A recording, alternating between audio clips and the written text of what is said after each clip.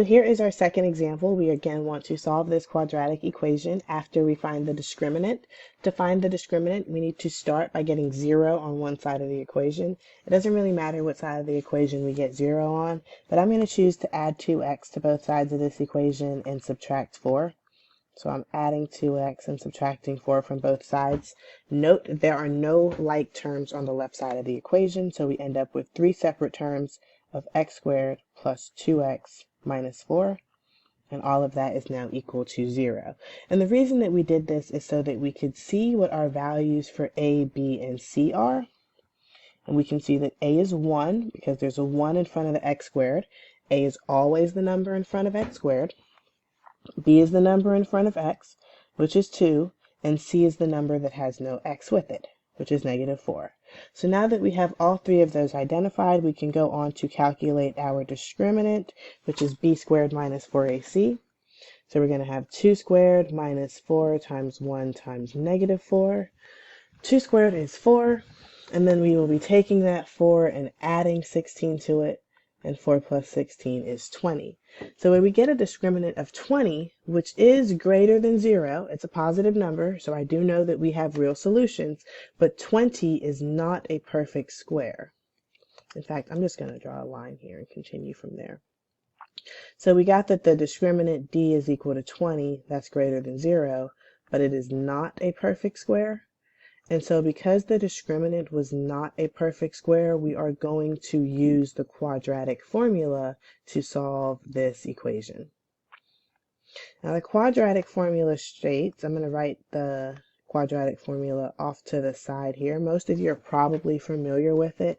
In fact, I'll just jot it down over here. Quadratic formula states that if you have an equation ax squared plus bx plus c is equal to 0, you get the solutions to that equation by x equals negative b plus or minus the square root of b squared minus 4ac. Note that that is our discriminant, all over 2a. Please keep in mind that that is all one big fraction.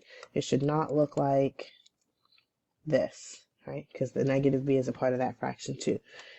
I want to point out that the quadratic formula can be used to solve any quadratic equation, but specifically in this course, if our quadratic can be factored, like what we had in example 1, we will solve it by factoring. So we will not default to use the quadratic formula for everything. We will solve what we can by factoring and use the quadratic formula as a last resort. Okay, so we know that we have to use the quadratic formula in this example because the discriminant of 20 is not a perfect square. Well, the quadratic formula tells us that our solutions are x equals negative b plus or minus the square root of b squared minus 4ac all over 2a. And now I'm going to start plugging into this. So negative b, well, b was 2, so we have a negative 2 plus or minus. We had already computed b squared minus 4ac, that was our discriminant, and we already calculated that as 20. And then in the denominator, we have 2 times a, and a is 1, so that's just 2 times 1. So now let's go on and continue simplifying this. We can simplify the square root of 20. I'm just going to go off to the side and do that. The square root of 20 can simplify because there is a perfect square that divides evenly into 20, and that is 4. So the square root of 20 is 4 times 5.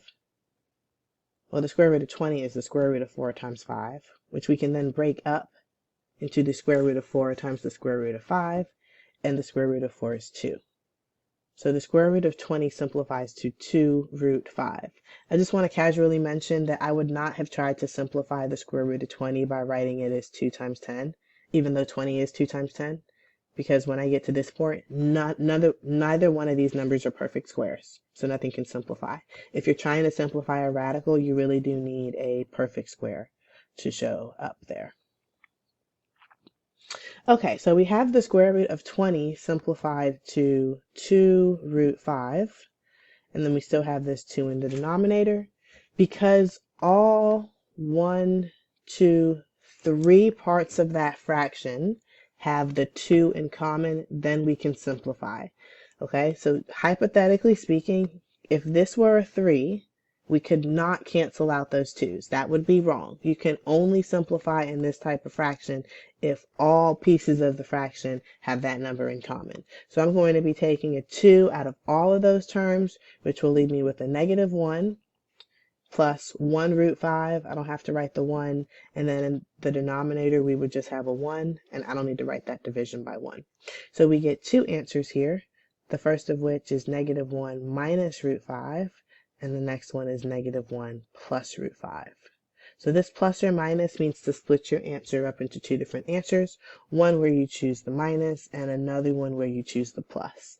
Notice that here our discriminant D was greater than 0, it was 20, but it was not a perfect square. If we go back up and look at our table that talks about what we can expect for the different values of the discriminant, it tells us that when the discriminant is not a perfect square, we will find 2 real irrational solutions, which is exactly what we found, because our solutions have that square root 5 in them, which makes them irrational.